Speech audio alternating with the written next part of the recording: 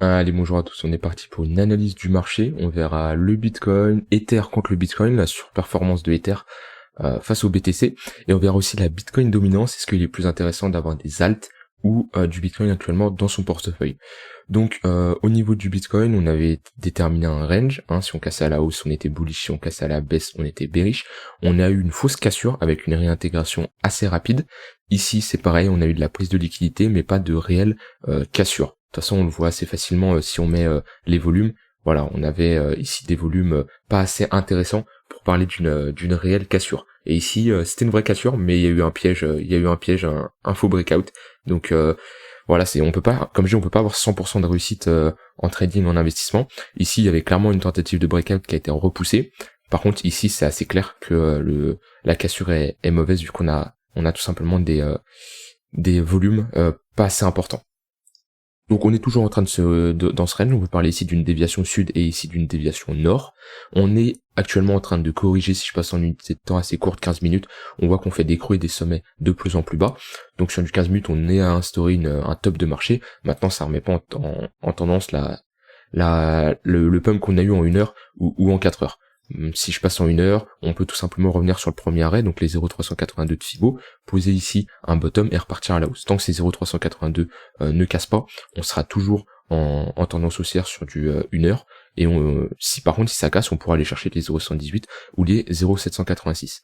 Maintenant, si on casse vraiment à la hausse, on ira chercher la zone de rechargement de short, donc entre les 0,118 et les 0,786 de Fibo, de ce mouvement-là, et on pourra instaurer potentiellement un top sur ce niveau-là. Si je passe en 4 heures, on voit que si on instaure un top dans ce rectangle rouge, on sera toujours en train de faire des creux et des sommets de plus en plus bas. On voit un creux ici, un sommet ici, un creux ici, un sommet ici, un creux ici, et on peut potentiellement venir faire un autre sommet ici et un creux ici. On sera toujours dans une tendance de plus en plus bas.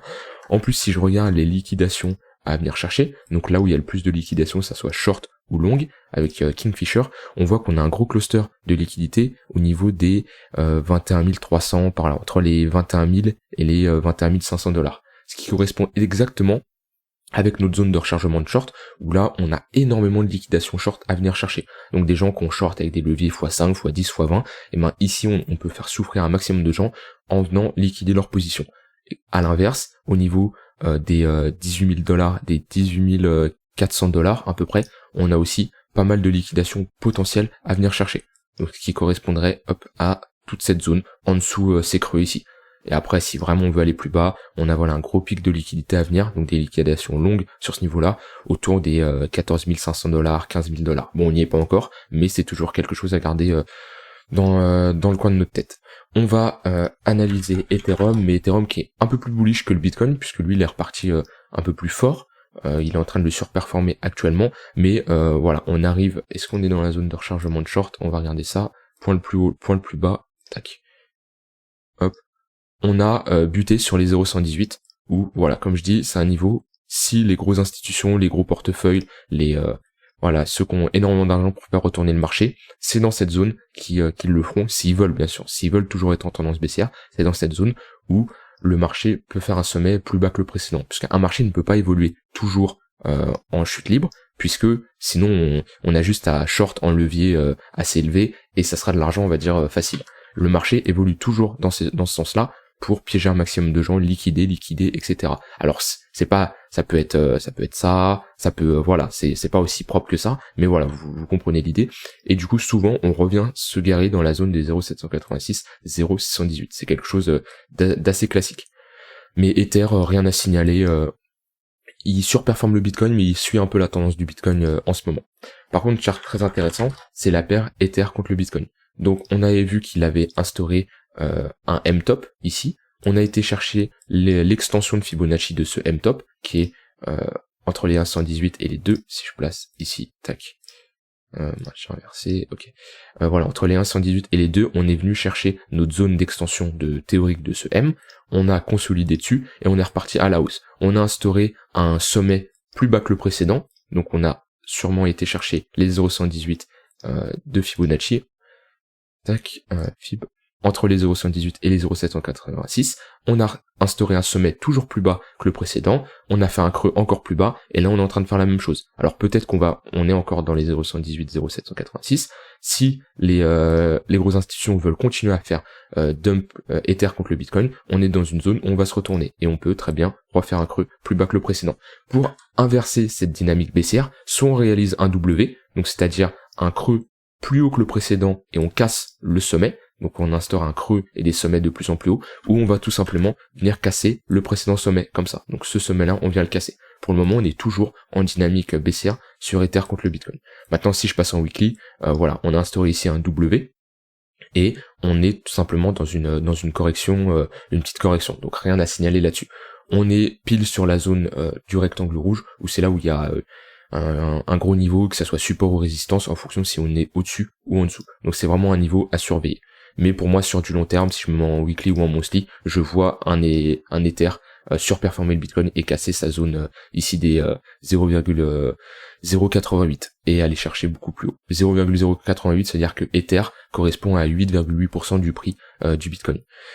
Donc voilà pour Ether contre le Bitcoin. Et on va regarder la performance de la Bitcoin dominance. Donc tout simplement, Bitcoin comparé au marché crypto, actuellement on est à 40%, c'est-à-dire que la market cap dominance du Bitcoin représente 40% du marché crypto. Et ce qui est intéressant, c'est que bon, elle est en train de baisser au fur et à mesure, ce qui est normal, puisque si je me mets en monthly, hop, on était dans une phase, voilà, en 2015, la Bitcoin dominance représentait 98%, parce qu'il y avait très peu de crypto. Il y avait pas des Solana, il y avait pas des Atom, Ether, c'était, voilà, même en 2014-2015, il n'y avait pas de Ether, il est arrivé en 2016, mais on voit que quand il y a eu le premier bull run, en 2017, la Bitcoin dominance a énormément chuté, puisque il y a eu un gros pump de toutes les crypto-monnaies, et il y a eu la naissance d'énormément de crypto. Il y avait tout qui pumpait. Exactement la même chose qu'en 2021. On a eu un énorme bull run, et il y a eu énormément de crypto, donc beaucoup de moins de gens qui investissaient sur le Bitcoin. Et ce qui est intéressant, c'est que on est dans un range sur la Bitcoin dominance. On a été chercher le haut du range récemment, et actuellement on a bien chuté. Donc quand la Bitcoin dominance monte, c'est-à-dire que Bitcoin surperforme les altcoins, et en prenant en compte Ethereum, et quand elle descend, c'est les altcoins qui surperforment le Bitcoin. On arrive sur le bas du range. Alors là on est sur un V-top, donc attention, en général les V-tops sont amenés à être testés. Par contre si on casse par le bas, ça m'étonnerait que ce niveau soit retesté un jour. On ira chercher les 35% de la Bitcoin dominance. Par contre, on peut très bien ici, parce qu'on doit avoir, si je vais mettre le MACD, mais on doit avoir sûrement une divergence, mais là on pourrait très bien revenir dans cette zone pour instaurer un sommet plus bas que le précédent. Si je mets le MACD, est-ce qu'on a une quelconque divergence?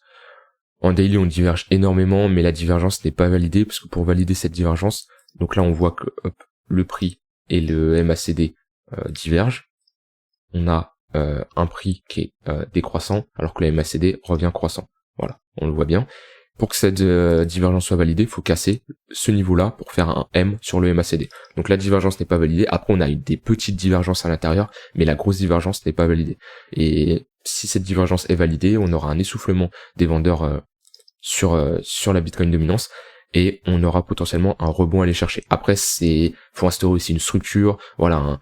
On voit souvent quand on repart à la hausse, on fait des W, on voit les W, ils sont assez visibles. Là, on est tout simplement en train de faire des creux, des sommets de plus en plus bas.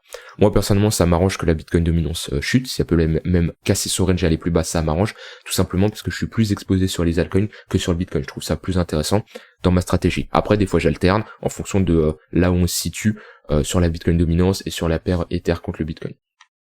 Voilà pour cette vidéo, j'espère que ça aura été clair pour vous. Si c'est pas le cas, je vous laisse rejoindre le Discord pour me poser toutes vos questions. Je fais des coachings, je réponds à vos questions, c'est un groupe d'entraide. Donc n'hésitez pas à le rejoindre. Et nous, on se retrouve très vite pour une prochaine vidéo. Bye bye.